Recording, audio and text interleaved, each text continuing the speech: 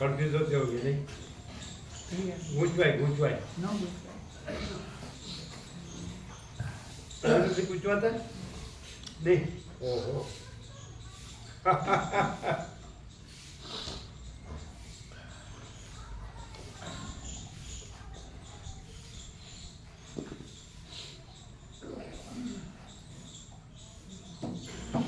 सब अपने अंदर, सब अपने अंदर, सब अपने अंदर, सर्वत्र सदा सर्व जानने वाले को जाने, यही परमात्मा। कोई बोले परमात्मा दिखाओ, देख लो, क्लियर नहीं है? फिर से सब अपने अंदर सर्वत्र सदा सर्व जानने वाले को जाने, यही परमात्मा है।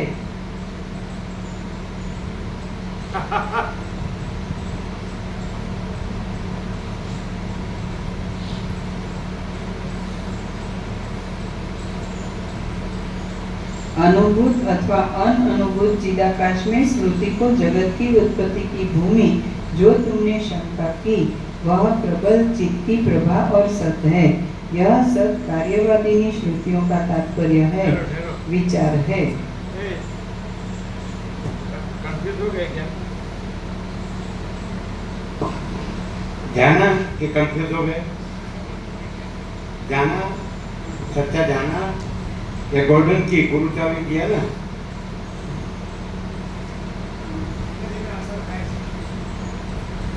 क्या बोलते हैं? लो, जो सदा है धीमे धीमे कहाँ? अरे कमाल है, क्लियर है कि नहीं? तो उसमें धीमे धीमे कहाँ? परमात्मा धीमे धीमे आता है क्या? सब अपने अंदर सर्वत्र सदा सब जानने वाले को जानो, यही परमात्मा है।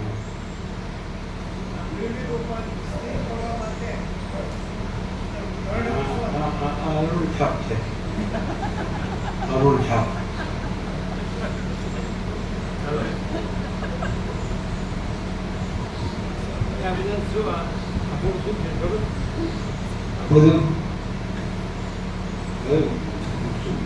ઘણી ગ્રંથિઓ ભરાઈ ગઈ છે ને અંદર, ગરબડ ગોઠાળા ગૂંચવાડા, એટલે આણા સમજતા જ નીકળે. જે બીજું ગ્રુપ પૂછો જો સમજાય, જો લોચાવાળ છે.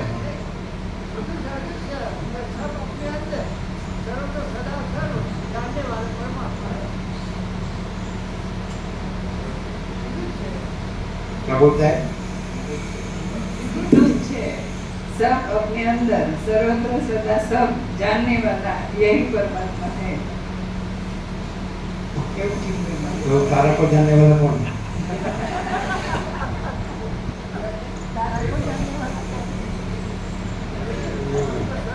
वो भी परमात्मा है। सर्वसाक्षी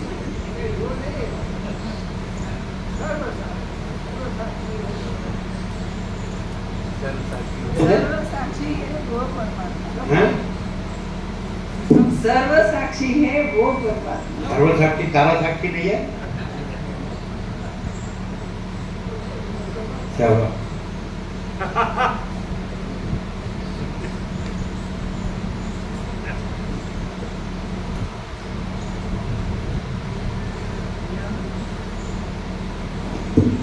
यह सत कार्यवादिनी श्रुतियों का तात्पर्य है, विचार है। अनादि एवं अनंत आकाशशील यह चेतन की प्रभा ही भान होती है। यह जो जगत है वह स्वयंभू परमात्मा ही इस रूप से स्थित है। अनादि काल से सिद्ध ब्रह्म के निज स्वरूप का भान है। वही ब्रह्मांड के शरीर का उपादान कारण जगदाकार सूक्ष्म शरीर है। वह परमात्मा ही है और देश काल क्रिया द्रव्य तथा रात्रि दिन के क्रम से युक्त तथा वन मेघ और आकाशादि से युक्त यह त्रिलोक एक परमाणु में भान होता है। उस पूर्व परमाणु के अंतर्गत दूसरा विस्तृत परमाणु है। वह पूर्व परमाणु के सदृश है। उस परमाणु में वैसा ही मेघ, वन, आकाश आदि सहित यह त्रिलोक भान होता है। उस परमाणु में भी उसी प्रकार परमाणु है, उसमें भी पूर्व कहे अनुसार यह त्रिजगत भान होता है। ऐसे ही अव्यवस्था रूप से निरंतर गूंथा हुआ या दृश्यमान होता है, परंतु हे प्रिय, यह वास्तव नहीं है, यथार्थ नहीं है। पाप रहित राम जी, इस प्रकार परम अभ्युदय को प्राप्त ज्ञानी के प्रति इस सत दृष्टि ज्ञान का अंत नहीं है, अज्ञ के प्रति असत दृष्टि का भी अंत नहीं है, अर्थात ज्ञानी के लिए ज्ञान तो इससे कहीं अधिक है, इसी तरह अज्ञानी के लिए अज्ञान कहीं अधिक है। ज्ञानी के प्रति तो यह संपूर्ण पंच अविनाशी शांत केवल ब्रह्म ही है। अज्ञानी की बुद्धि में यह चतुर्दश भुवन सहित प्रकाशमान प्रपंच है, अर्थात ज्ञानी संपूर्ण प्रपंच को अविनाशी परमात्मा जानता है, जानता है, लेकिन अज्ञ उसे लोक लोकांतर सहित दृश्यमान प्रपंच मानता है। जैसे वृद्धि को प्राप्त यह ब्रह्मांड भान होता है, वैसे ही अन्य सहस्त्रों हजारों कोटि ब्रह्मांड एक एक अणु में भान होते हैं। हे राम जी, जैसे खंभे के अंतर्गत प्रतिमा बनती है और उस प्रतिमा के अंगों में प्रतिमा पुनः उसके अंगों में भी प्रतिमा है, वैसे ही जगत के परमाणु परमाणु में त्रैलोक्य रूपी प्रतिमा है। जैसे पर्वत में न उस पर्वत से भिन्न और न संख्या करने के योग्य अनंत परमाणु है, वैसे ही ब्रह्मरूप महान सुमेरु में अनेक त्रैलोक्य रूप परमाणु है। यदि सूर्यादि की किरणों में जो लघु परमाणु है उनकी संख्या हो सके तो भी चेतन रूप सूर्य में जो त्रैलोक्य रूप परमाणु उत्पन्न होते हैं उनकी संख्या गणना नहीं हो सकती, अर्थात दोनों की संख्या असंभव है। परमात्मा का शून्य प्रतिभास विचार सृष्टि, परमात्मा का शून्य प्रतिभास विचार ही विचार सृष्टिभास। परमात्मा का शून्य प्रतिभास विचार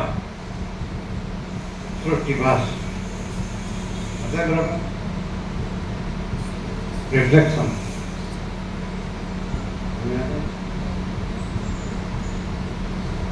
जैसे दर्पण में प्रतिबिंब पड़ता है कि नहीं, तो दर्पण है और प्रतिबिंब नहीं है, ऐसे परमात्मा दर्पण है और विचार और सृष्टि और प्रतिबिंब है। समझ आते हैं?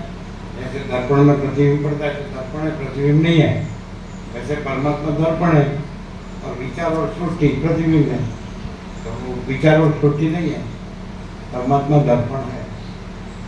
तो परमात्मा का शून्य प्रतिभास, प्रतिबिंब तो शून्य है, शून्य प्रतिभास विचार सृष्टिभास, भास वस्तु नहीं, प्रतिबिंब तो भासता है, जैसे स्वप्न भी नहीं है वो भी भास है, नृत्य उठने का जल भी नहीं है वो भी भास है कि नहीं?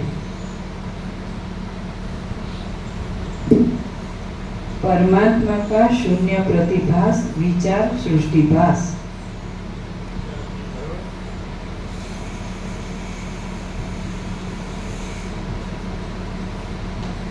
जैसे सूर्य की किरणों में, जल में और धूलियों में अनेक अणु भ्रमण करते रहते हैं, वैसे ही चिदाकाश में त्रैलोक्य रूप अनेक परमाणु भ्रमण करते रहते हैं। जैसे शून्य निराकार भूत आकाश का उसके विरुद्ध नील रूपवान अनुभव शून्य स्वरूप है, वैसे ही सृष्टि रूप अनुभव मात्र गम्य यह चिदाकाश है।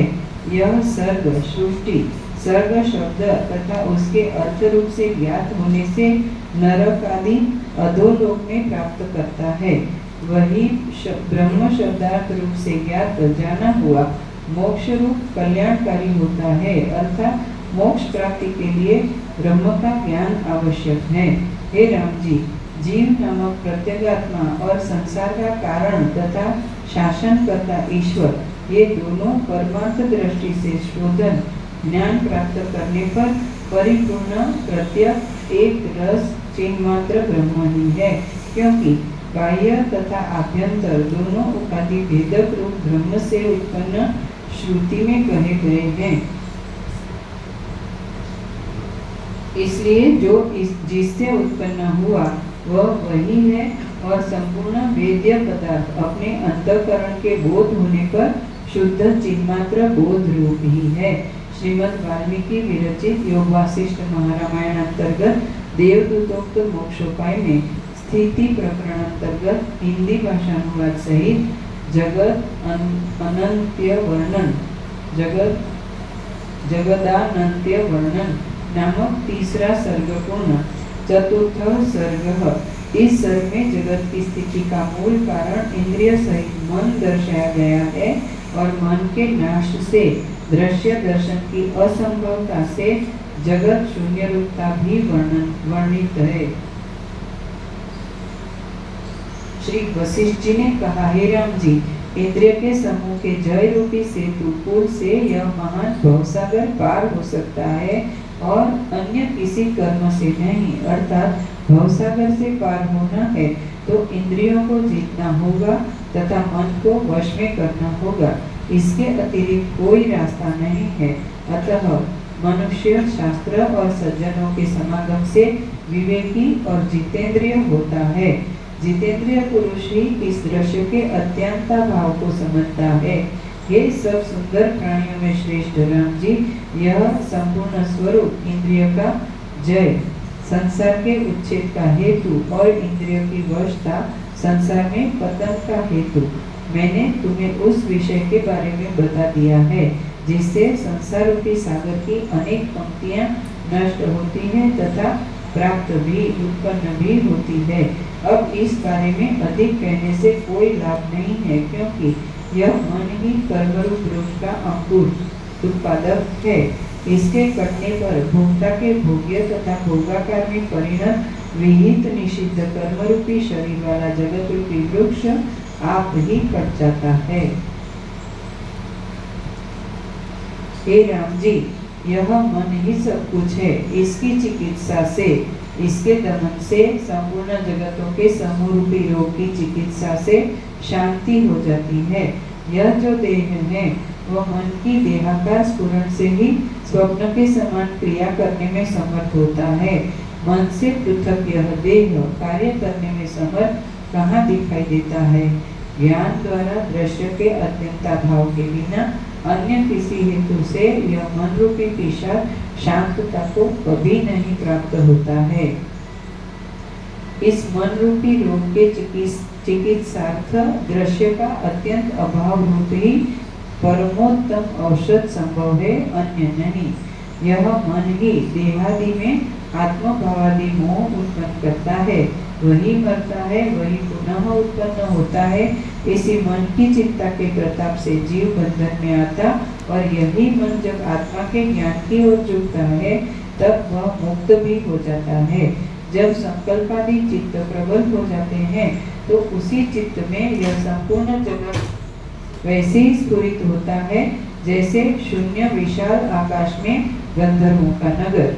मन में यह संपूर्ण जगत उससे पृथक के समान वैसे ही स्फुरता है और रहता है जैसे पुष्प के गुच्छे में स्थित सुगंध उससे भिन्न रूप से भान होती है। जैसे तिल के कण में तैल या गुणी में गुण अथवा धर्मी में धर्म रहता है, वैसे ही इस दुष्ट चित्त में यह जगत भान होता है। जैसे सूर्य में किरणों का समूह, जैसे तेज में प्रकाश और जैसे अग्नि में उष्णता है, वैसे ही मन में यह जगत रहता है। जैसे तुषार बर्फ में शीतता, आकाश में शून्यता और वायु में चंचलता रहती है, वैसे ही मन में यह जगत रहता है। जैसे यह मन संपूर्ण जगत है, सर्वत्र सदा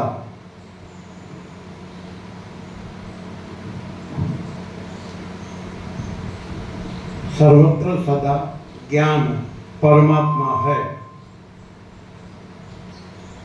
सो कहीं अज्ञान संभव नहीं है। सर्वत्र सदा ज्ञान परमात्मा है, सो कहीं भी अज्ञान संभव नहीं है कि नहीं? ऐसा है, सर्वत्र सदा ज्ञान परमात्मा है, सो कहीं भी अज्ञान संभव नहीं है कि नहीं? सर्वत्र सदा ज्ञान परमात्मा है, सो कहीं भी अज्ञान संभव नहीं है। जैसे सूर्य में किरणों का समूह, जैसे तेज में प्रकाश और जैसे अग्नि में उष्णता है, वैसे ही मन में यह जगत रहता है। जैसे तुषार, बर्फ में शीतलता, आकाश में शून्यता और वायु में चंचलता रहती है, वैसे ही मन में यह जगत रहता है। जैसे यह मन संपूर्ण जगत है, वैसे ही संपूर्ण जगत भी मन है। तथापि इन दोनों में से मन का सर्वथा नाश होने पर यह संपूर्ण आप ही नष्ट हो जाता है, परंतु जगत के नष्ट होने पर भी मन नहीं नष्ट होता। श्रीमद् वाल्मीकि विरचित योग वासिष्ठ महारामायण अंतर्गत देवदूतोत्तम मोक्षोपाय में स्थिति प्रकरणांतर्गत हिंदी भाषानुवाद सहित स्थित्यंकुर कलन नामक चौथा सर्ग पूर्ण। पंचम सर्ग। इस सर्ग में महर्षि भृगु के समाधिस्थ होने पर पर्वत पर क्रीड़ा करते हुए शुक्राचार्य को अप्सरा के दर्शन से मोह और उसमें तन्मय भाव उत्पन्न होने इत्यादि विषयों का वर्णन किया गया है। श्री राम जी ने कहा, हे भगवान, हे सर्व धर्मों के ज्ञाता, हे पूर्वापर को जानने वालों में श्रेष्ठ, यह विशाल संसार मन में कैसे स्थित है? हे पाप रहित भगवान, जैसे यह महान संसार मन में स्फुरता हुआ बाह्य देश में भी प्रत्यक्ष भासता है, यह रीति स्पष्ट रूप से उदाहरण सहित मुझे कहिए। श्री वशिष्ठ जी ने कहा, हे राम जी, जिस प्रकार समाधि में स्थित होने पर स्थूल शरीर शून्य भी इंद्र के 10 पुत्रों के मन में अनेक जगत दृढ़ता होकर स्थित रहते हैं, वैसे ही मन में यह जगत भी स्थित है। इंद्रजाल से व्याकुल चित्त वाला राजा लवण जैसे चांडालत्व को प्राप्त हुआ, वैसे ही मन में यह जगत स्थित है। जैसे भृगु के पुत्र शुक्राचार्य को दीर्घ काल तक स्वयं प्रकाश में और प्रक्रिया लिखना नहीं, स्वयं प्रकाश में और प्रक्रिया में क्या डिफरेंस है मालूम? स्वयं प्रकाश है, स्वयं प्रकाश है, और प्रक्रिया में क्या है मालूम है? नहीं है से स्वयं प्रकाश को बताने जाता है। रोटी खोपड़ी लिखना है, रोटी लिख सकते हैं ना, ये चलेगा?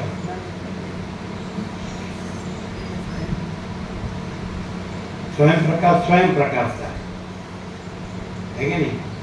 नो है मीडिया, और प्रक्रिया नहीं है इससे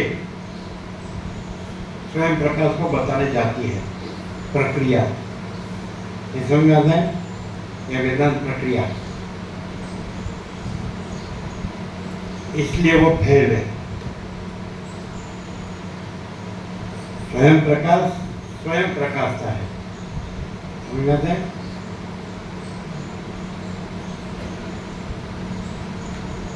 स्वयं प्रकाशता है, प्रक्रिया नहीं है, इससे स्वयं प्रकाश को बताने जाती है, इसलिए वो फेल है। नहीं क्लियर है? एकदम प्रक्रिया नहीं है से स्वयं प्रकाश को बताने जाती है, इसलिए फेल है। नहीं है, वो स्वयं प्रकाश को कैसे बता सकता है? क्लियर नहीं है? क्लियर है? हाँ बोलो। स्वयं प्रकाशता है, प्रक्रिया नहीं है से स्वयं प्रकाश को बताने जाती है, इसलिए वो फेल है। नहीं है से ऐसा लिखा ना? हाँ, नहीं है से हाँ। स्वयं प्रकाश को बताने जाती है, इसलिए वो फेल है। क्लियर? प्रक्रिया नहीं है इससे स्वयं प्रकाश को बताने जाते हैं। स्वयं प्रकाश स्वयं प्रकाशता है और प्रक्रिया नहीं है से स्वयं प्रकाश को बताने जाती है, इसलिए फेल है। क्लियर है? ये बात है। बस इसमें सब ठग पकड़ जाते हैं।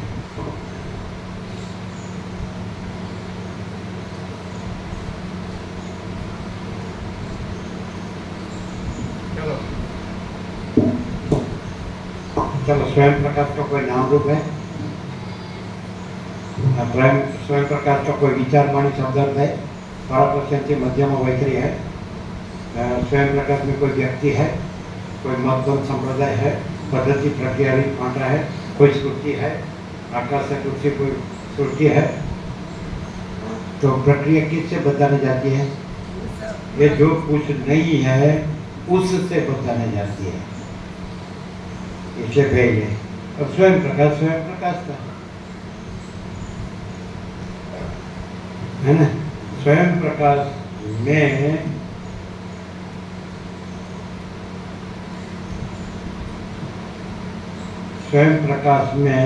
स्वयं प्रकाश को प्रकाशने वाला अलग दूसरा प्रकाश संभव ही नहीं है।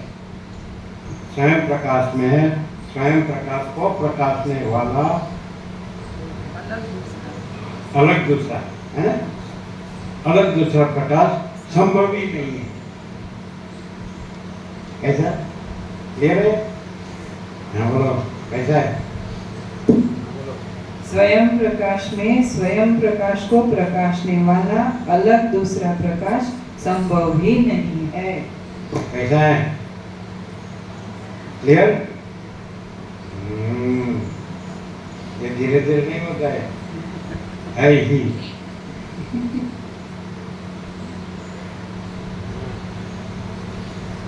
कैसा है?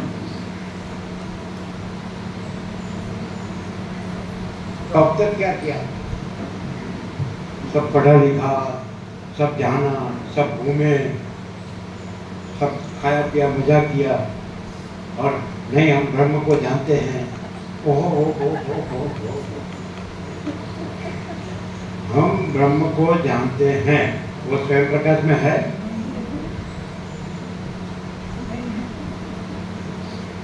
तो जिनसे प्रभु आप क्या करेंगे? क्या आपको स्वयं प्रकाश तो जानना पड़ेगा ना। पूछो फिर आपका क्या? अरे तो क्या बोलते, जानने वाला है ही नहीं? स्वयं प्रकाश ऐसा बोलते क्या? को जानने वाला दूसरा कोई नहीं है। अरे स्वयं प्रकाश स्वसंवेद्य है, जानने वाला क्यों नहीं है? वो अपने से अनुभव में आने वाला है, दूसरा कोई और स्वसंवेद्य है, अपने से अनुभव में आने वाला है। फिर जानने वाला नहीं है क्या है? वो अज्ञानी है क्या?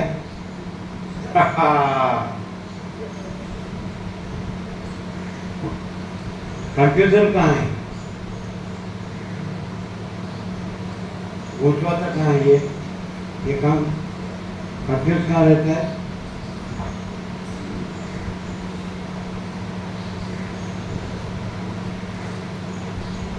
ये मैं स्वयं प्रकाश में है, ये मैं ब्रह्म हूँ, वहाँ फंसा है। ये मैं स्वयं प्रकाश में है नहीं है, तो ये मैं ब्रह्म हूँ, वहाँ फंसा है। नहीं है वो जो स्वयं प्रकाश में नहीं है, वो मैं ब्रह्म हूँ, मैं ब्रह्म हूँ, ऐसी वृत्ति तो करेगा कि नहीं?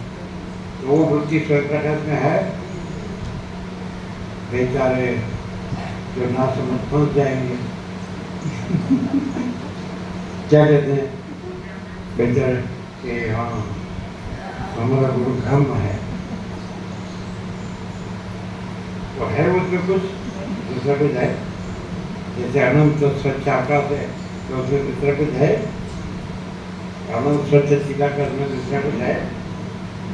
ये बात है।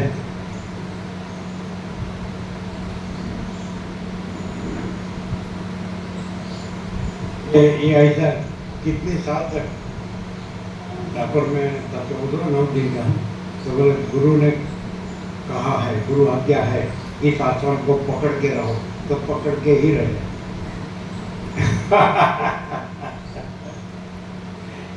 अभी थोड़ा सुन रहे हैं वशिष्ठ प्रकाश को, अभी तो समझ में आता है ना? आता है चलो जो इस सृष्टि में कुछ पकड़ के रखता है वो स्वयं प्रकाश है, और स्वयं प्रकाश में अपने में कोई सृष्टि है और पकड़ना छोड़ना है, ग्रहण त्याग है। चलो ये बात है। चलो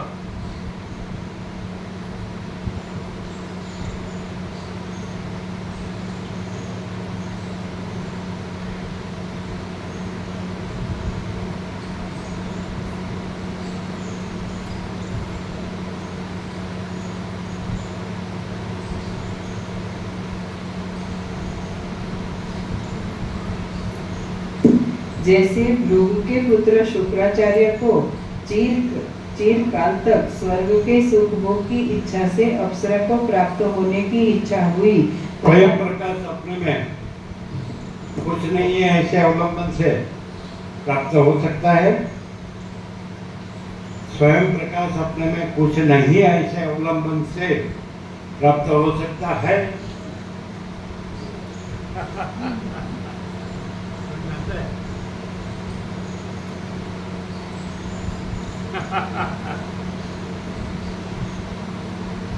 ऐसा है।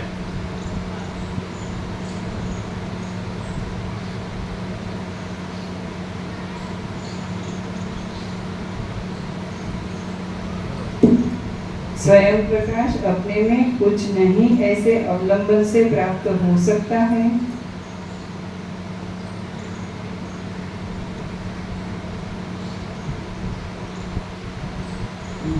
जैसे भृगु के पुत्र शुक्राचार्य को चिरकाल तक स्वर्ग के सुख भोग की इच्छा से अप्सरा को प्राप्त होने की इच्छा हुई तथा उसके लिए वह संसारी हुए और स्वर्ग में गमन तथा जन्मांतर को प्राप्त हुए और फिर उन्होंने स्वर्ग में अप्सरा के साथ रमण किया, इसी प्रकार यह जगत मन में स्थित है। श्री राम जी ने कहा, हे भगवान, भृगु के पुत्र शुक्राचार्य को स्वर्ग भोगने की इच्छा से अप्सरा प्राप्त करने की इच्छा तथा संसारीपन कैसे हुआ? श्री वशिष्ठ जी ने कहा, हे राम जी, भृगु और काल के प्राचीन संवाद के वृत्तांत को तुम सुनो। पूर्व काल में भृगु ऋषि ने तमाल के वृक्षों से पूर्ण और नाना प्रकार के पुष्पों से आच्छादित मंदराचल के किसी शिखर पर घोर तप किया। उनकी उपासना, सेवा, शुश्रूषा, बालक, तेजस्वी, महामतिमान, पूर्ण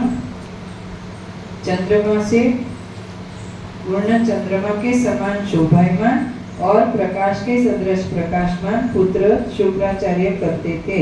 उस श्रेष्ठ वन में भृगु समाधि में वैसे ही स्थित थे जैसे वन के शिलातल को काट छांटकर बनाई हुई प्रतिमा अर्थात अचल होकर तप करते थे।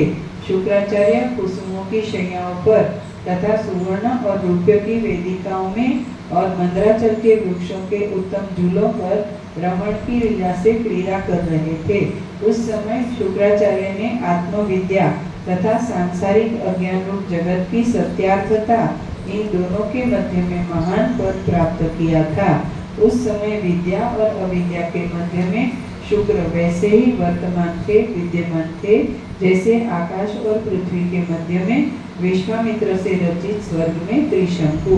इसके पश्चात पिता के कभी निर्विकल्प समाधि में स्थित होने पर भृगु के पुत्र शुक्राचार्य एकांत में वैसे ही स्वस्थ चित्त हुए, प्रसन्न चित्त हुए, जैसे शत्रुओं के जीतने पर राजा।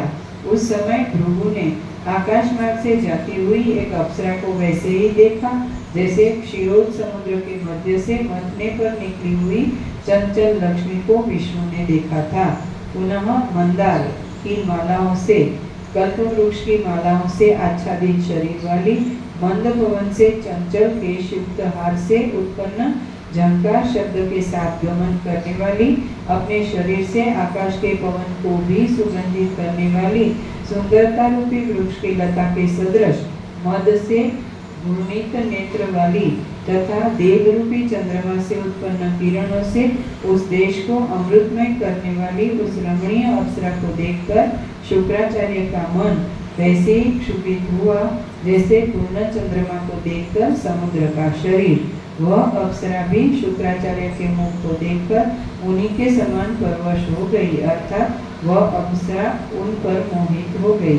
उस अप्सरा को देखने के पश्चात काम के बाणों से अति जर्जरीभूत अपने चित्त को शुक्राचार्य यथाशक्ति विवेकादि से बाह्य शरीर आदि व्यापारों से अप्सरा के पीछे पीछे धावन आदि व्यापारों को रोककर अन्य वृत्तियों से रहित होकर मन से केवल अप्सरामय हो गए, अर्थात वह उसी के बारे में सोचने लगे।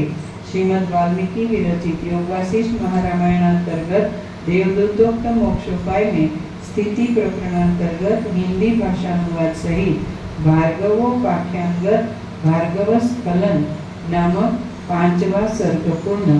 6वां सर्ग। इस सर्ग में शुक्र का मन से स्वर्ग में गमन करना और वहां पर इंद्र के सम्मान से उसके समीप बैठने का वर्णन किया गया है। श्री वशिष्ठ जी ने कहा, हे राम जी, इसके अनंतर शुक्राचार्य नेत्र मुनकर उसी का मन से ध्यान करने लगे। उन्होंने यह वक्ष्यमाण मनोराज्य अन्य वृत्तियों को छोड़ना आरंभ कर दिया। यह स्वर्ग की ललना आकाश मार्ग से इंद्र के स्थान पर जाती है और मैं इसी के पीछे पीछे चलता हुआ चंचल देवताओं से सुंदर स्वर्ग में पहुंच गया हूँ। यही पुराणादि में प्रसिद्ध पुष्पों के शिरोभूषण से सुंदर और द्रवीभूत सुवर्ण के समान शोभित शरीर वाले देवता गण है। नेत्रों के उल्लास से प्रत्यक्ष रूप से नीलकमल के सदृश दृष्टि धारिणी तथा मनोहर हास से विलास करने वाली तथा हरिण के समान नेत्रों वाली ये ही देवांगनाएं हैं। पारिजात आदि से रचित मालाओं से प्रकाशमान और परस्पर प्रतिबिंबित होने से विष्णु के सदृश आकार वाले मत्त के तुल्य शोभित यही वे देवता है। ऐरावत के गंडस्थल के सुगंध से विरक्त भ्रमरों से श्रुत कर्ण को मधुर लगने वाले देवताओं के यही वे गीत है। चंचल कमलों में भ्रमणकारी ब्रह्मा के हंस तथा सारस से शोभित तथा तट की वाटिकाओं में विश्रामकारी इंद्र सहित यह वही मंदाकिनी आकाशगंगा है। अपने शरीर की कांति से प्रदीप्त अग्नि की ज्वाला को विस्तृत करने वाले यम, चंद्र, इंद्र, सूर्य, अग्नि, जल और पवन आदि वे ही लोकपाल है। युद्ध के वृत्तांतों में घर्षित मुख से शोभित तथा दांतों में दैत्येंद्रों के समूह को नाते हुए यही वह ऐरावत इंद्र का हस्ती है। युद्ध के वृत्तांतों में घर्षित मुख से शोभित तथा दांतों में दैत्येंद्रियों के समूह को नाते हुए यही वह ऐरावत इंद्र का हस्ती है। चलायमान उत्तम सुवर्ण के सदृश देह वाले विमानों की कांति धारण करने वाले और भूतल से आकाश में तारागणों की शोभा को प्राप्त यही वे विमानों पर चलने वाले देवता है। मेरु की शिला पर से उछले हुए जल कणों से देवताओं को सींचने वाली तथा कल्पवृक्षों को सिंचित करने वाली यही वे आकाशगंगा के जल की तरंगे हैं। मंदार वृक्षों की लताओं के समूहों के पिंजर मंदार वृक्षों की लताओं के समूहों के पिंजर जिनमें फैले हैं और झूलों में चंचल अप्सराओं की श्रेणी झुंड जिनमें वर्तमान है, ऐसी इंद्र के उपवन की ये गलियां हैं। कुंद तथा मंदार कल्पवृक्ष के पराग की सुगंध सहित और चंद्र किरण के समूह के सदृश शैत्य गंधादि युक्त रचना वाले ये पारिजात कल्पवृक्ष के वायु हैं, अर्थात पारिजात के बीच में से बहने वाली हवा है। पुष्प केशर तथा तुषार की धूलियों के कणों से वस्त्रों को सुगंधित करने वाले परागों से पवन संचार के लिए परस्पर ताड़न रूप रण में आसक्त लता तथा अंगना गणों से व्याप्त यह वही इंद्र का नंदनवन है। सुंदर गीत के शब्द से आनंदित देवांगनाओं को नचाने वाली सुंदर गीत के शब्द से आनंदित देवांगनाओं को नचाने वाले वल्लकी वीणा के समान मधुर स्वर वाले यही वे नारद और तुम्बुरु गंधर्व या ऋषि है। आकाश में उड़ने वाले विमानों में स्थित अनेक भूषणों से भूषित यही वे अधिक पुण्य के कर्ता देवगण है। मद के सहित कामदेव से उन्नत शरीर वाली यही वे देवांगनाएं इंद्र की शोभा वैसे ही बढ़ा रही है जैसे वन की शोभा को वन की लताएं। नीलमणि के समूह पुष्प वाले चिंतामणि रूपी गुच्छ से युक्त और पक्व फल रूपी स्तबक से उन्नत यही वे कल्प वृक्ष है।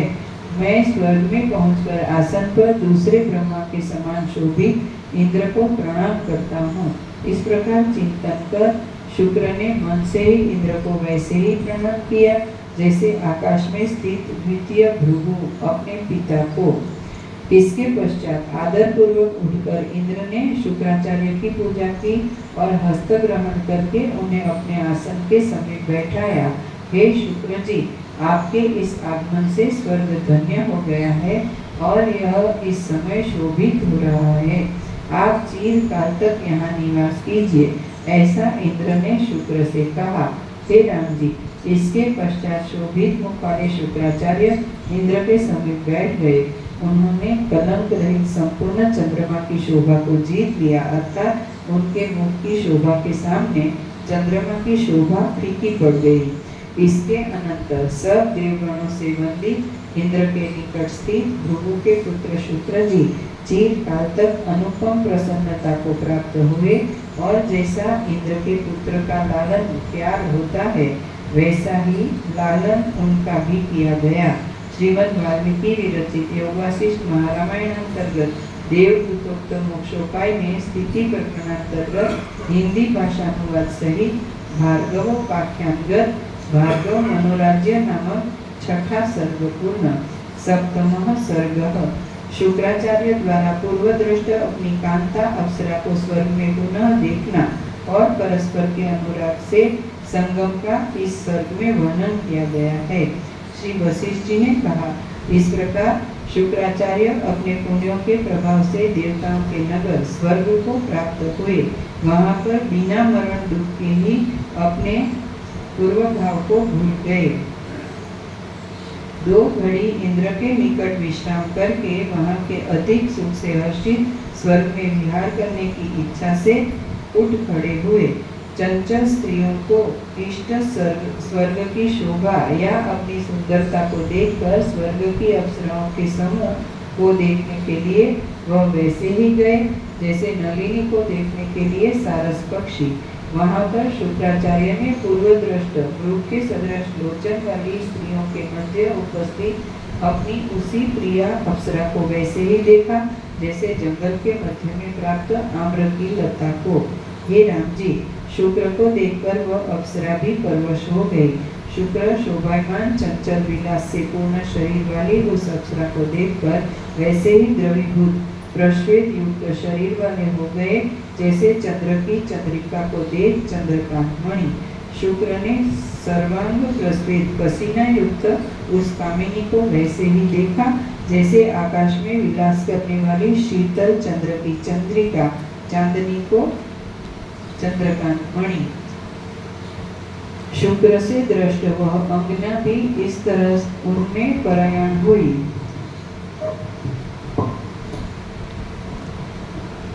चिदाकाश रस विषयेच्छा इक्वल टू संसार, संसार माइनस विषयेच्छा इक्वल टू चिदाकाश।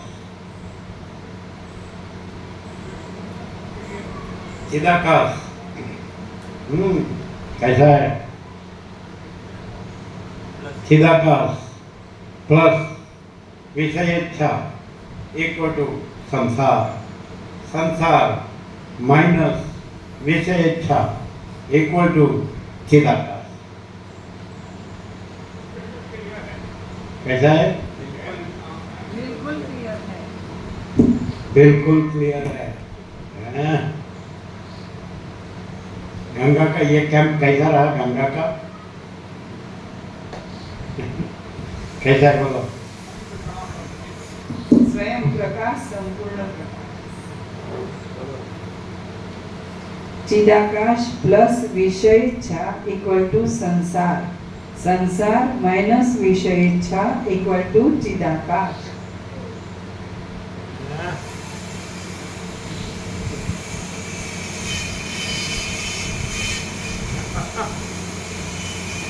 कि नहीं?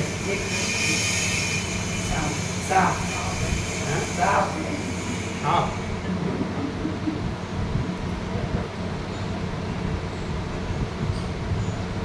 शुक्र से दृष्ट वह अंगना भी इसी तरह उनमें परायण हुई, जैसे रात्रि के अंत में चक्रवाक से दृष्ट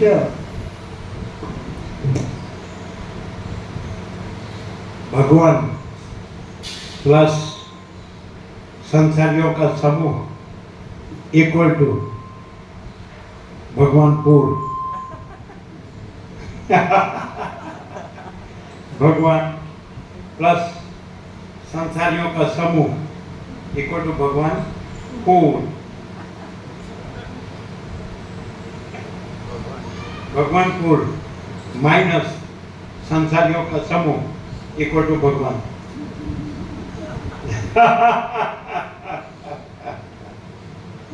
कैसा है? भगवानपुर माइनस संसारियों का समूह इक्वल टू भगवान। पूर कैसे कहा? संसारियों के समूह से भगवान में पूर कहाँ आया? वसीत में सब ठग पकड़ जाते हैं। क्लियर हुआ क्या? क्लियर हुआ कि क्या कहते हैं?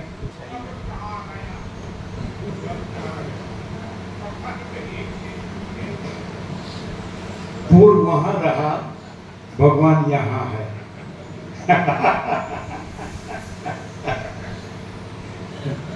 पूर्व वहां रहा, भगवान यहाँ है।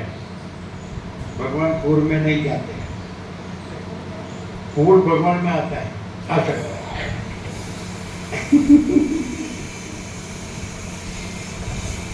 देखो हम व्याकरण नहीं जानते हैं, ये व्याकरण वाले हैं, हम व्याकरण नहीं जानते। कैसा है?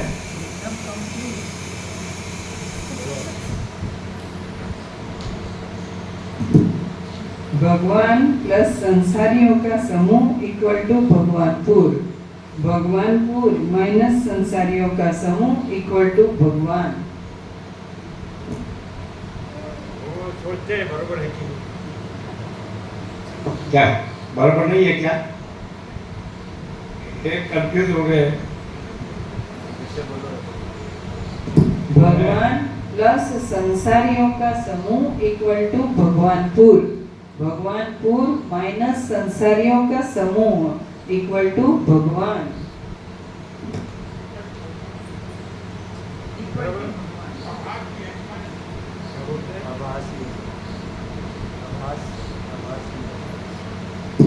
आभासी है सब।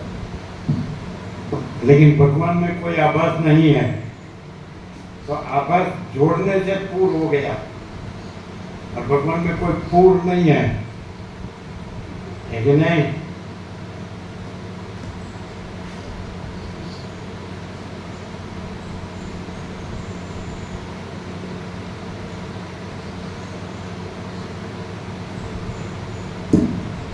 जैसे रात्रि के अंत में चक्रवाक से दृष्ट रात्रि के वियोग से रोदन किए हुए चक्रवाकी और प्रेम की अधिकता से प्रबल शोभायुक्त हो गई, जैसे प्रातः काल में सूर्य और कमलिनी की दशा होती है, उस देश नंदन के संकल्पित पदार्थ के दाता होने के कारण वह ऐसी हो गई कि सर्वांग विवश करके कामदेव के ही अधीन हो गई, और उसके कोमल शरीर से कामदेव के अनेक बाण वैसे ही गिरे जैसे कमलिनी के पत्तों पर मेघ की धारा।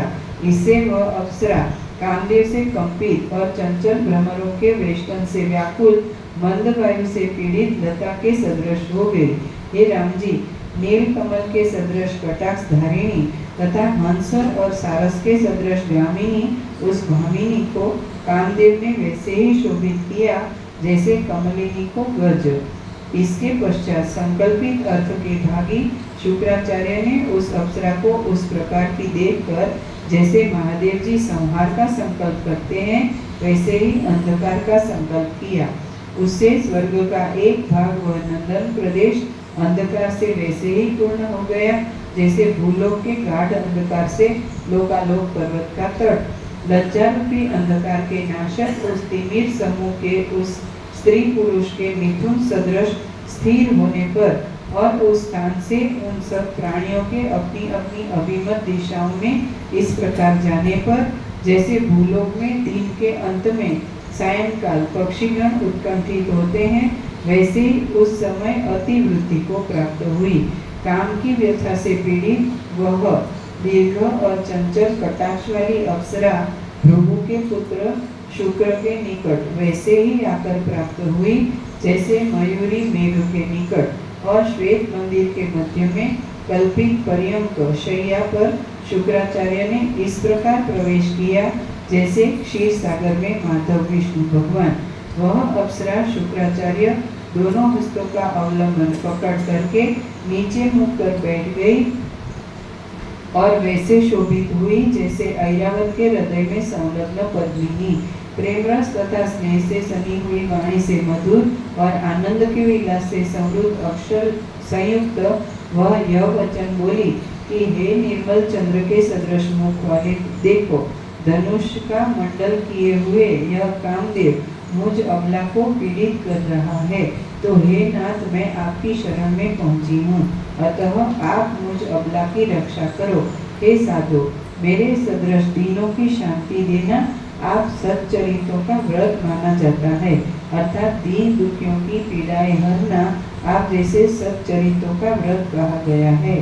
हे महामते, जो मूढ़ लोग स्नेह दृष्टि को नहीं जानते, प्रेम को नहीं जानते, वे ही ऐसे अधिक प्रेम का बहुमान अति सम्मान नहीं करते, न कि रसज्ञ लोग, अर्थात रसज्ञ प्रेम का मान सम्मान करते हैं और परस्पर अनुरक्त स्त्री पुरुष का शंका रहित जो स्नेह है वह, हे प्रिय, देवताओं के जिलाने वाली अमृत श्रावी आह्लादकारी चंद्रमा को भी नीचे कर देता है, अर्थात जीव प्रदादि गुण सहित सहस्त्र चंद्रों से भी अधिक यह अनुरक्त स्त्री पुरुष का स्नेह होता है। त्रिभुवन स्वामित्ता चित्त को वैसा सुखी नहीं करती जैसा कि प्रथम से अनुरक्त स्त्री पुरुष का आनंददायक स्नेह। हे मान के देने वाले, आपके चरण के स्पर्श से यह मैं वैसे ही शांत हुई हूँ जैसे चंद्र की किरणों के स्पर्श से रात्रि में कुमुदिनी। हे सुंदर, आपके स्पर्श रूप अमृत के पान से मैं ऐसे जीती हूँ जैसे चपल चकोरी चंद्र के रसपान से। हे प्रभु, चरण में लीन मुझ भ्रमरी को अपने कर पल्लवों से आलिंगन करके स्नेह तथा दया से पूर्ण चित्त में कीजिए। ऐसा कहकर पुष्प के सदृश कोमलांगी वह अप्सरा शुक्राचार्य के वक्षस्थल पर वैसे ही गिर पड़ी जैसे भ्रमर रूपी नेत्रों से विघूर्ण करने वाली कल्प वृक्ष की लता। उसके पश्चात उन स्त्री पुरुष ने केसर और उनकी धूलियों के पीत वायु से कंपित उन वंश कवियों में प्रवेश कर वैसे ही भोग किया जैसे पूर्वोक्त गुण सहित कमलिनियों ने भ्रमर और भ्रमरी। श्रीमद् वाल्मीकि विरचित योग वासिष्ठ महारामायण अंतर्गत देवदूतोक्त मोक्षोपाय में स्थिति प्रकरण अंतर्गत हिंदी भाषानुवाद सहित भार्गव पाठ्यांगत नव संगम नामक 7वां सर्ग पूर्ण। 8वां सर्ग। स्वर्ग के विविध प्रकार के भोगों को भोगने के पश्चात वहां से गिरे हुए शुक्राचार्य के वासना के योग से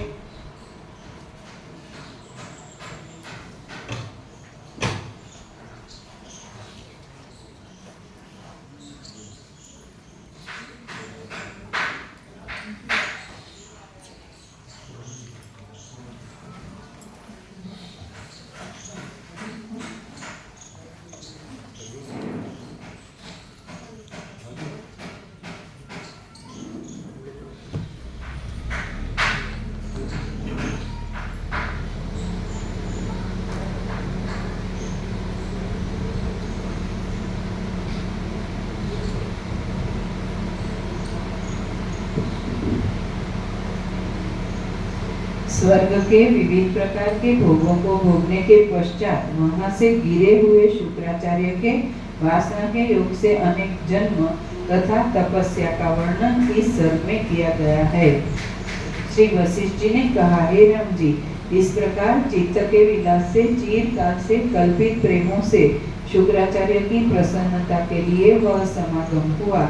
मंदार की माला को पूरे शरीर में धारण कर तथा अमृत या देव भोग्य मद विशेष से मत उस काल में उस अप्सरा के साथ द्वितीय चंद्रमा के समान शुक्राचार्य ने विहार किया तथा जिनमें मद हंस और सारस विराजमान थे और सुवर्ण के कमल जिनमें खिल रहे थे, ऐसी मंदाकिनी की तटस्थ गलियों में चारण और किन्नरों के साथ उस अप्सरा को लेकर विहार किया।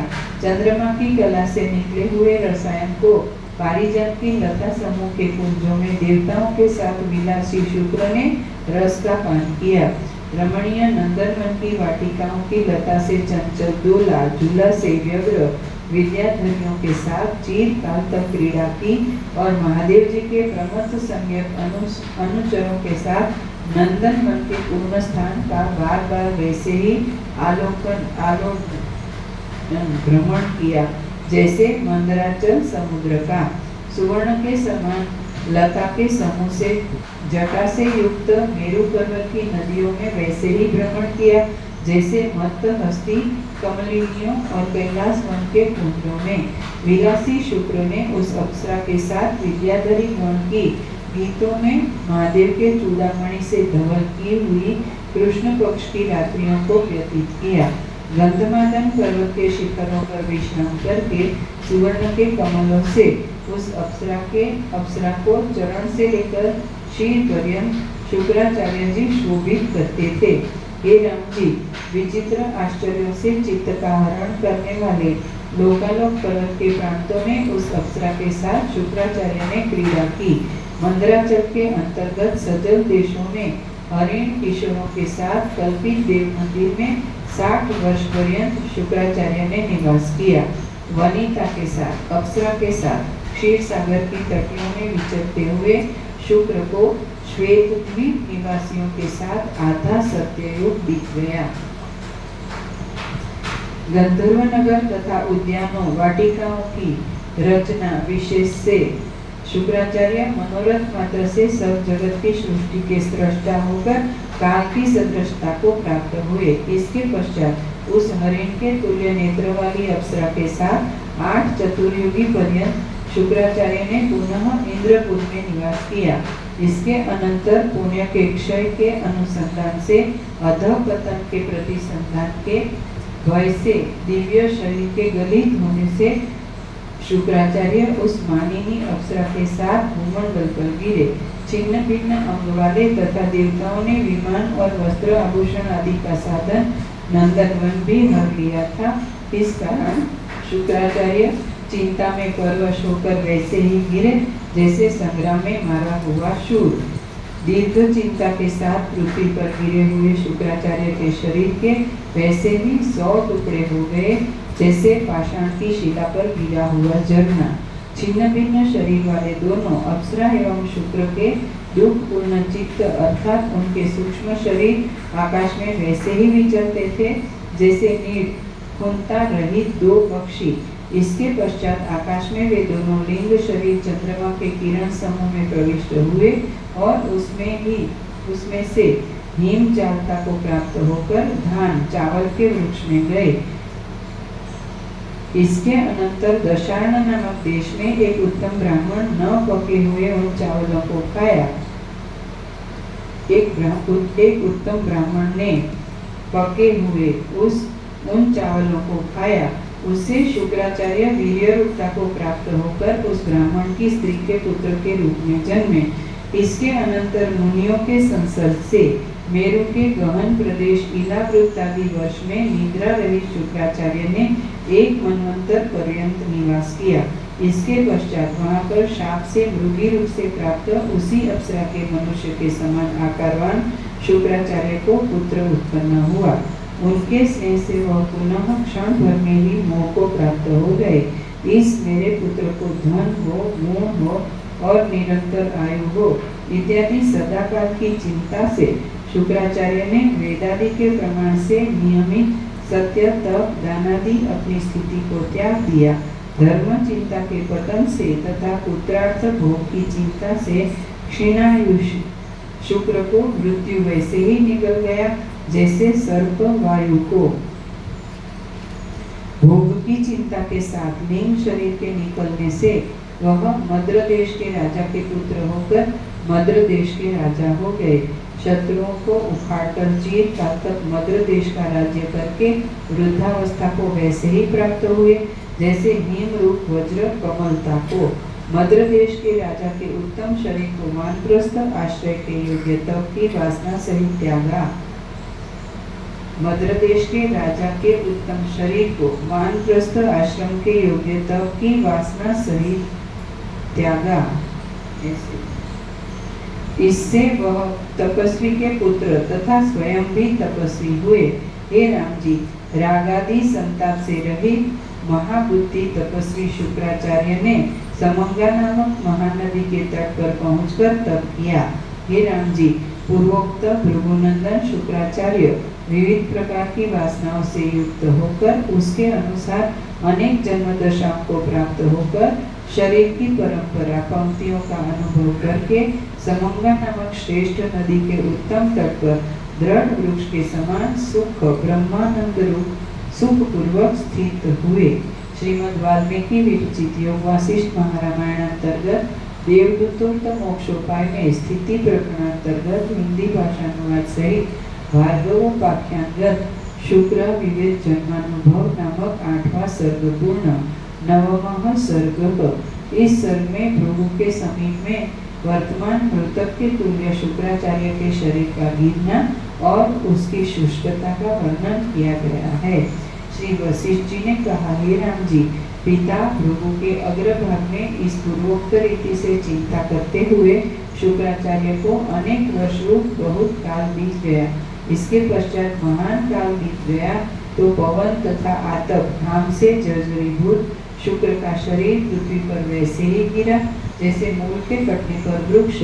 और चंचल विस्तार वाले मन ने तो उन विचित्र अनेक दशाओं में वैसे ही भ्रमण किया जैसे वन की पंक्तियों में हरिण। शुक्र के मन ने भोगों की कल्पना से चक्र में स्थापित के तुल्य व्याकुल होकर भ्रमण किया और जन्म मरण आदि की कल्पना से उद्भ्रमण ऊर्ध्व एवं अधोलोकादि में गमन भी किया तथा अंत में समंगा नदी के तट पर विश्राम किया। अनंत वृत्तांतों से घनीभूत मन की कल्पना मात्र होने से तुच्छ और सत्यता की भ्रांति रूप पूर्वदेह के विस्मरण से अति दृढ़ उस संसार की दशा को पूर्वदेह से निरपेक्ष होकर शुक्राचार्य अनुभव करते हुए स्थित थे। मंदराचल पर्वत के शिखर पर स्थित बुद्धिमान शुक्राचार्य का वह शरीर ताप से सूखकर केवल चर्म मात्र रह गया। शरीरों के छिद्रों में बहते हुए वायु के शीतकार सीसी शब्द रूप मधुर ध्वनि से मानो अभिमान रूप से क्षय जनित आनंद से गा रही है कि देह की यह दशा होती है।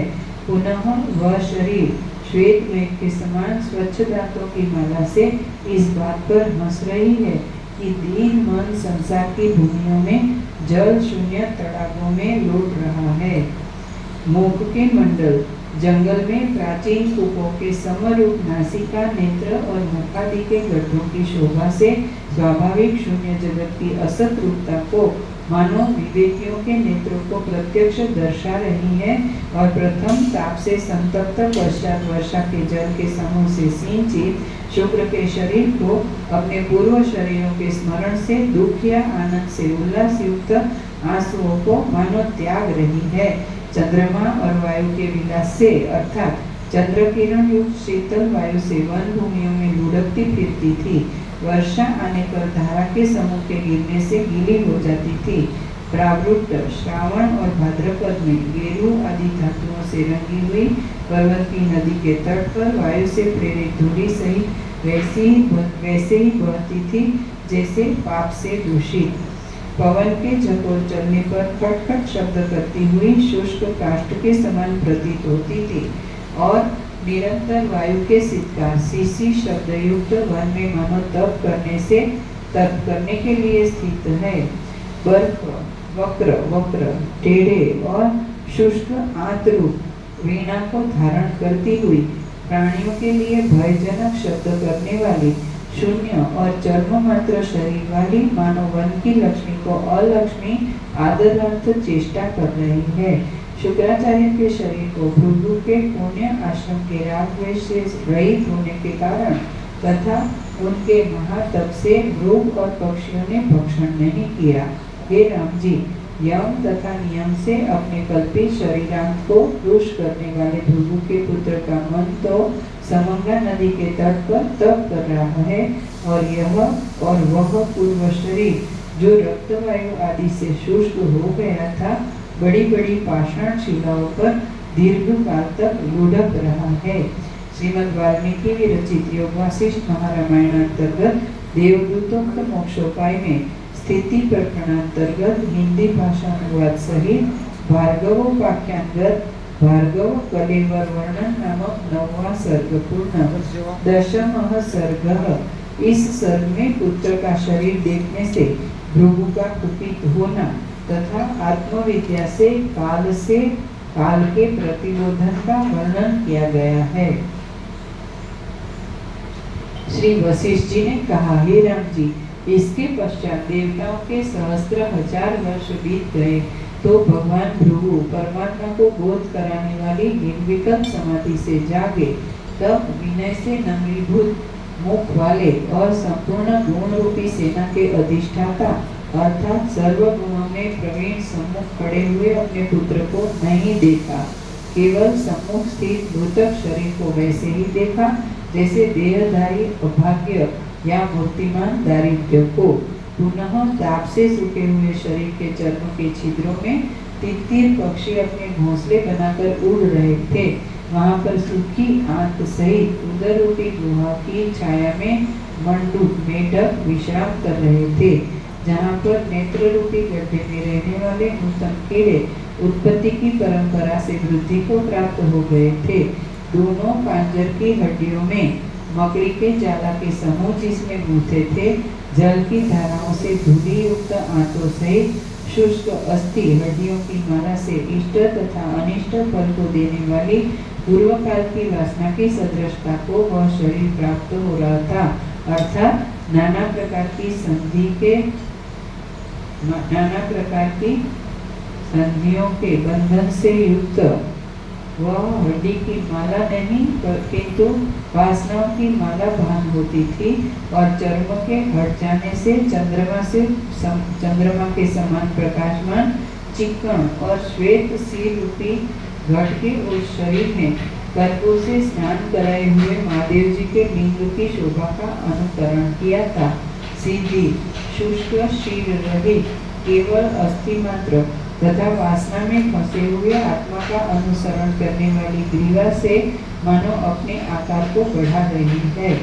कमल के दंड के सदृश श्वेत और जल की धारा से विशीर्ण मांसयुक्त नासिका की अस्थि से मानो मुखमंडल के मध्य भाग को निश्चय करने के लिए शंकु के तुल्य ऊंट या मेघ गड़ी हुई आकृति को धारण किए हुए हैं।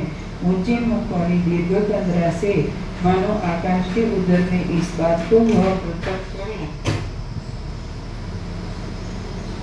ऊंचे मुख वाली दीर्घ कंदरा से मानो आकाश के उदर में इस बात को वह मृतक शरीर देख रहा था कि प्राण निकल कर कहाँ गए। द्विगुण दीर्घता को प्राप्त दो झंखाए उड़ू टांग जानो घुटने और भुजमंडल इन 8 अंगों से दीर्घ परलोक रूपी मार्ग के भय से मानो 8 दिशाओं के अंत तक भागना चाहता था। सबसे विलक्षण चर्म मात्र शेष शुष्क उदर से मानो अज्ञानी के हृदय की अति शून्यता को दर्शा रहा था। हे राम जी, दुख रूपी हस्ती के बंधन स्थान उस मृतक शरीर को देखकर पूर्वापर का विचार न करके भृगु उठ खड़े हुए। शरीर के देखने के ही समय में उनके चित्त में क्षण में ही यह शंका हुई कि क्या मेरे पुत्र के प्राण निकले बहुत समय हो गया।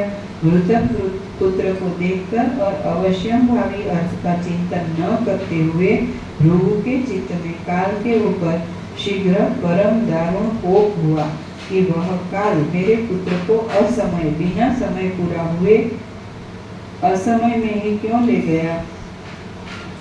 इस प्रकार वह कुपित होकर भगवान काल को शाप देने के लिए उद्यत हो गए।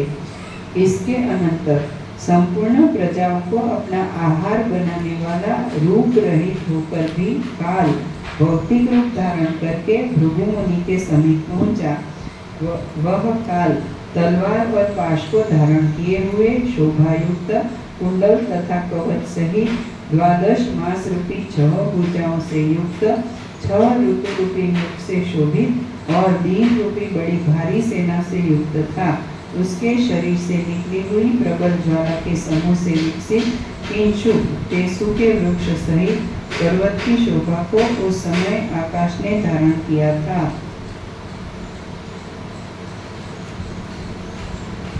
और जिसके हस्त में स्थित त्रिशूल के अग्रभाग से निकले हुए अग्नि समूहों से संपूर्ण दिशाएं वैसी ही शोभित हुई जैसे सुवर्णमय कुंडल से।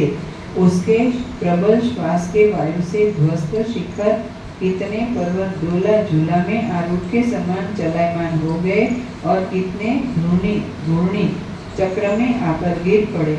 जिसके तलवार के प्रकाश से सूर्य श्याम बिंब प्रलय काल में जले हुए जगत के धूम से व्याकुल के समान शोभित हुआ। हे महाबाहो राम जी, ऐसा वह काल कुपित महामुनि के निकट आकर प्रलय काल में संक्षुब्ध समुद्र के समान गंभीर वाणी से शांति पूर्वक यह बोला कि पेज नंबर 26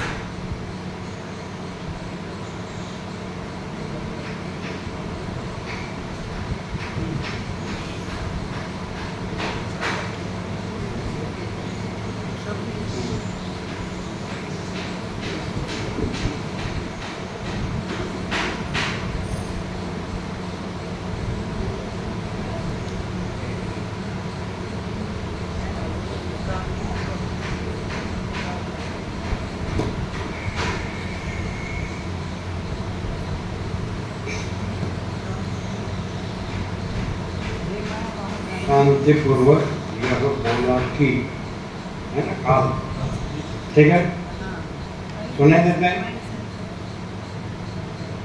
थोड़ा पीछे करना है।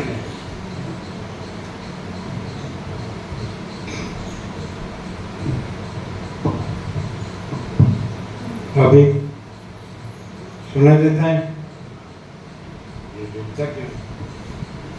सुनाई क्या होता है? अभी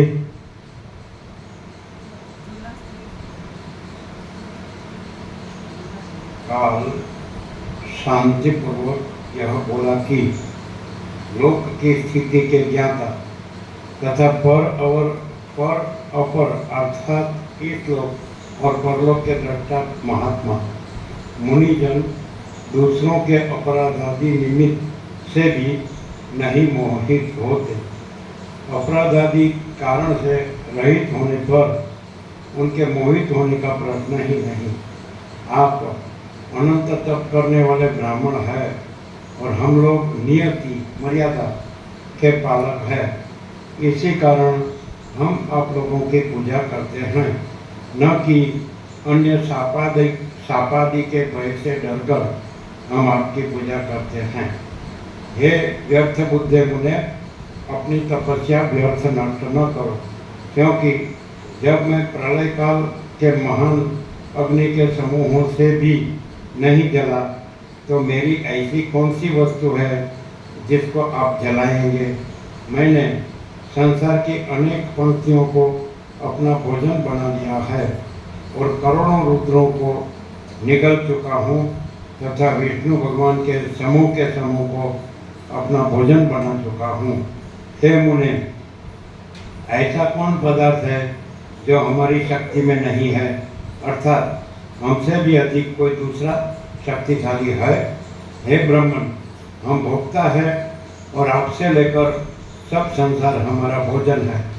यह स्वाभाविक की मर्यादा है, न कि हम लोगों की इच्छा द्वेष आदि अन्य निमित्त से यह होता है। अग्नि अपने स्वभाव से भी ऊपर जाता है, जल स्वभाव से ही नीचे की ओर पहुँचता है, भोजन भोक्ता के निकट प्राप्त होता है और विनाश काल भी सृष्टि के निकट स्वयं प्राप्त होता है। हे मुने, इस प्रकार मूर्तामूर्त जगत परमात्मा का रूप मेरा पूज्य कल्पित किया गया है, क्योंकि वह परमात्मा अपने आत्मा में आप ही जगत रूप से विकसित होता है। माया रूप कलंक से शून्य दृष्टि से न तो कोई करता है और न भोगता है, और कर्म में कुशल पुरुषों की दृष्टि में बहुत से करता और बहुत से भोगता है।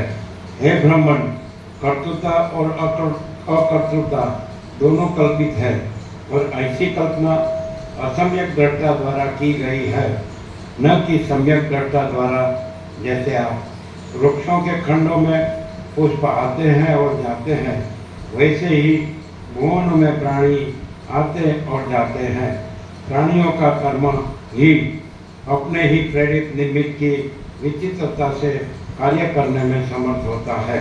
जैसे जल में प्रतिबिंबित चंद्रमा का चलन हिलना डुलना न सत्य है और न असत्य है, वैसे ही काल भगवान की सृष्टि में कर्तृता और अकर्तृता परमार्थ में अभाव होने से सत्य नहीं है, और व्यवहार दृष्टि से असत्य भी नहीं है। हे भगवान, यह मन मिथ्या भ्रम के आवेश में आकर कर्तृता और अकर्तृतामयी अहितकारक कल्पना वैसे ही करता है, जैसे भ्रांत दृष्टि पुरुष रज्जु में सर्प की। इसलिए हे मुने, व्याकुल होकर अपराध के बिना ही कोप न कीजिए, क्योंकि ऐसा करना यह आपत्ति का क्रम है। जो वार्ता सत्य है उस पर उसी रीति से शीघ्र सत्य विचार कीजिए। हे पूज्य मुने, हम लोगों की इच्छा भ्रांति कल्पित पूजा प्रतिष्ठा आदि के लिए नहीं है और न अभिमान के वश में है, क्योंकि हम लोग केवल नियति में स्थित स्वतः वश में है, अर्थात हमारा आपके निकट आगमन भी कोप के भय से नहीं है, किंतु तपस्वी महात्माओं का मान करना चाहिए। इसलिए हे भगवान, जगत की मर्यादा का पालक जो ईश्वर है, उसकी इच्छा रूप जो महानियति है, उसके वश में बुद्धिमान लोग अवान्तर मध्यवर्ती व्यवहारों की इच्छा रूप नियति का अनुसरण करते हैं, न कि महाअभिमान ग्रस्त तमोगुण जन का। अर्थात प्रकृति के अनुकूल प्रवृत्ति तुम्हारे पुत्र के वध करने में हुई है और शाप देने में तुम्हारी तमोगुण के वश में हुई है। कार्य में चतुर जन नियति के अनुकूल अवश्य कर्तव्य कार्य करते हैं, अतः अपने अपने योग्य उचित मर्यादा का पालन करना सबका धर्म है। अतः तुम तमोगुण की वृत्ति का आश्रय लेकर उसका मर्यादा नाश मत करो। कहाँ तो वह ज्ञानमयी दृष्टि और कहाँ वह महत्व और वह धीरता कहाँ चली गई। तुम इन सब बुद्धिमानों में प्रसिद्ध मार्ग में अंधे के समान मोहित क्यों हो रहे हो। हे सर्वज्ञ मुने, अपने कर्म फलों की परिपक्वता से प्रकट दशा को न विचार करके, अर्थात अपने शुभाशुभ कर्मों पर विचार किए बिना ही आप मूर्ख के समान मुझे व्यर्थ शाप देना क्यों चाहते हैं। हे मुने, क्या आप इस बात को नहीं जानते कि संपूर्ण प्राणियों का शरीर दो प्रकार का होता है। एक तो यह प्रसिद्ध स्थूल देह और दूसरा मन नामक देह है। उस दोनों में से देह सर्वथा जड़ और थोड़े निमित्त से भी नाश में ही परायण है, और प्रातिभाषिक मन जो है वह मोक्ष पर्यंत स्थायी है। उसे आप क्रोधादि से क्यों पीड़ित करते हो।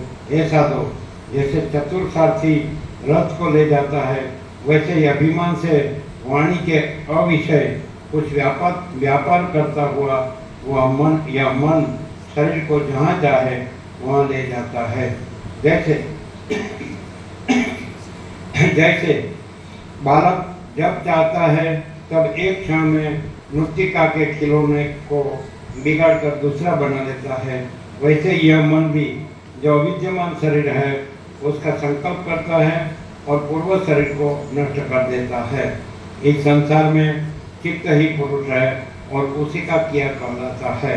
वह मन असत्य संकल्प रूपी कल्पना से बद्ध होता है और कल्पना रहित वह मुक्त कहलाता है।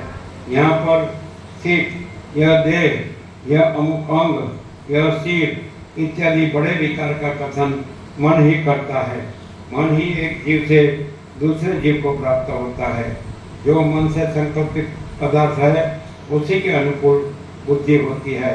अभिमान करने वाले मैं ही करता हूँ, इस प्रकार नाना रूप यह मन ही धारण करता है। यह चित्त देह की वासना से अपने से अन्य पृथ्वी रचित अविद्यमान अन्य देह की इच्छा के अनुसार देखता है। यही मन यदि सत्य को देखता है तब असत्य देहमयी भावना को त्याग कर परम शांति को प्राप्त होता है। अर्थात मन की देहादि कल्पना आत्म साक्षात्कार पर्यंत ही है, न कि इसके आगे। अर्थात जब मन आत्म साक्षात्कार कर लेता है उसका कार्य पूरा हो जाता है और जब आप समाधि में स्थित हुए तब आपके पुत्र का मन अपने मनोरथ के मार्ग से भी दूर चला गया। इस स्थूल शुक्राचार्य के शरीर को मंद्राचल की कंदरा में त्याग कर वह मन रूपी शरीर देवताओं के निवास स्थान स्वर्ग में वैसे ही प्राप्त हुआ जैसे उत्तर पक्षी। वहाँ पर मंदर पर्वत की कुंजों में पारिजात नामक देव वृक्षों के नीचे नंदन नामक इंद्र के वाटिका के खंडों में और लोकपालों के नगरों में हे मुने महातेजस्वी शुक्राचार्य ने उस विश्वासी नाम के अप्सरा के साथ 8 चतुर्युगी पर्यंत वैसे ही विहार किया जैसे भ्रमर कमलिनी के साथ। इसके अनंतर तीव्र वासना के संकल्प से रचित पुण्य का क्षय करके सामने वैसे ही उपस्थित हुआ जैसे दिन के बीतने पर रात्रि संबंधी अंधकार। अच्छी तरह ग्लानि को प्राप्त कुसुम के आभूषण सहित तथा संपूर्ण शोभायमान शरीर के खिन्न अवयव हस्तपात युक्त होकर शुक्राचार्य उस विश्वासी अप्सरा के साथ वैसे ही गिरे जैसे वृक्ष से पका फल। उन्होंने देवताओं के शरीर को तो उसी स्वर्ग के आकाश में त्याग दिया, इस भूताकाश में प्राप्त होकर पृथ्वी पर जन्म धारण किया। प्रथम दशानन देश में ब्राह्मण हुए, कौशल देश में राजा रूप में जन्मे। इसके अनंतर महावन में धीवर हुए, उसके पीछे गंगा जी के तट पर हंस हुए। हे मुने, इसके पश्चात सूर्यवंश में उत्पन्न होकर कुंडल देश के राजा हुए। इसके बाद सालो देश में मंत्र के बड़े उपासक तथा दूसरों के उपदेश देने वाले हुए। इसी मंत्र के प्रभाव से बुद्धिमान आपके पुत्र कल्प पर्यंत विद्याधर हुए। इसके पश्चात मद्र देश के राजा बने। इनके अनंतर एक तपस्वी के बालक वासुदेव नाम से प्रसिद्ध हुए, जो कि समंगा नदी के तट पर स्थित है। इन कहे हुए के सिवाय अन्य भयंकर योनियों में भी वासना के वश से स्वयं आपके पुत्र ने भ्रमण किया। विंध्याचल में तथा कैकट देश में किरात हुए, सवीर देश में मंडल के अधिपति बने और उस राजा जन्म में पाप के कारण से त्रिगर्त देश में गर्जब हुए। किरात देश में वंश बांस की लता हुए, चीन के जंगल में हरिण हुए, ताल के वृक्षों में सांप हुए, कमल के वनों में कुक्कुट मुर्गा हुए। यही आपके पुत्र मंत्रविद्ताओं में श्रेष्ठ होकर पूर्व काल में विद्याधर के नगर को देने वाली विद्या का जप किया, अर्थात शुक्राचार्य ने ऐसी विद्या का जप किया जिससे विद्याधर नगर की प्राप्ति होती है। हे ब्राह्मण, उस विद्या के प्रताप से हार तथा कुंडल आदि की लीला के समूहों से स्त्रियों विद्याधरियों को विलास कराने वाले महान विद्याधर हुए। हे मुने, यह आपके पुत्र दूसरे कामदेव के समान अति सुंदर स्त्री रूप कमलिनियों को के सूर्य विद्याधरियों के अति प्रिय विद्याधर रूप के भूषण हो गए। जब विद्याधरों के नगरों में एक कल्प निवास करते हो गया, तब कल्प के अंत में 12 सूर्यों के तपने पर अग्नि में जैसे पाखी जलता है, वैसे ही वह भस्म हो गए। उस समय जगत की रचना से शून्य विशाल आकाश में शुक्र की वासना जैसे ही भ्रमण करती थी, जैसे घोंसला रहित पक्षिणी।